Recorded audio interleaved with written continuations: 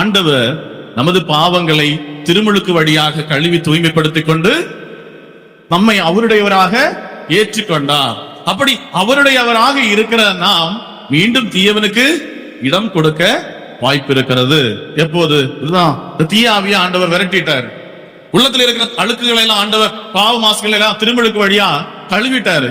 ஆனா நாம் திரும்ப அந்த கடவுளுடைய அதிகாரத்தையும் கடவுளோடு இணைந்திருப்பதிலும் நாம் ஆர்வம் காட்டாமல் இருக்கிற போது, கடவுளுடைய கட்டளைகளை நாம் மீறுகிற போது தீயவன் திரும்பி வருவான். இந்த திரும்பி வருதலை பற்றி 24 முதல் 26 வரை உள்ள வசனங்களில் வாசிக்கிறோம். நம்மிடமிருந்து வெளியேறுகின்ற தீய ஆவி மீண்டும் எங்கேயாவது இடம் இருக்கான்னு தேடி அலைஞ்சிட்டே இருக்கு. நம்ம சொன்ன பிணம் எங்க இருக்கிறதோ அங்கு கழுகு வந்து சேரும்.